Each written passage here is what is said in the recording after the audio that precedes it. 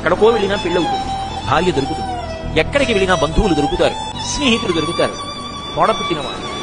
అమ్మ కడుపులో నుంచి మేము నలుగురం కలిసి వచ్చాం అన్నవాళ్ళు ఇంకంతే, వాళ్లే ఉంటారు. అది అపురూపమైనటువంటి అనుబంధం. ఆ అనుబంధం అది అనుభవించగలిగిన ఆర్ద్రత కలిగిన మనసున్న వాడికి తెలుస్తుంది తప్ప ఆర్ద్రత లేని వాడికి దెబ్బలాడుకోవడం ఒక్కటే చేతనం. అన్నయ్య తమ్ముడు మాట్లాడుకోరు. దేనికి మాట్లాడుకోరు? ఆస్తి పంపకానికి గొడవ వచ్చిందా? అసలు ఆస్తి లేదు, మరి దేనికి దెబ్బలాడుకుంటున్నారు? కారణం లేదు. పెద్దలు ఎవరైనా వింటే నవ్విపోతారు.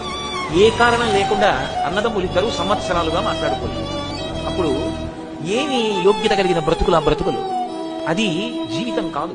లోకంలో ఇంట గెలిచి రచ్చ గెలు. ఎందుకంటే ఇంట గెలు అన్న మాటకు అర్థం ఏంటంటే అసలు నీ ప్రేమ నిలబడడానికి పరిమితంగా భగవంతుడు కొంతమందిని ఇచ్చాడు. ఏం చేస్తావో చూద్దాం. ఆ సంఖ్య పెరిగే అవకాశం లేదు. అదంతే, అలాగే ఉంటుంది.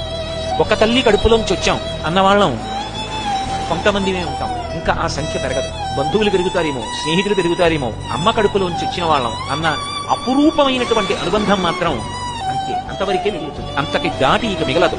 ఏదో అమ్మ కడుపున ఉన్న వాళ్ళం నలుగురం ఉన్నాం అనుకోండి, నాకు 50 ఏళ్ళు వచ్చినా నలుగురమే, 60 ఏళ్ళు వచ్చినా నలుగురమే, 70 ఏళ్ళు వచ్చినా నలుగురమే, 90 ఏళ్ళు వచ్చినా నలుగురమే. ఎప్పటికీ మేము నలుగురమే ఉంటాం.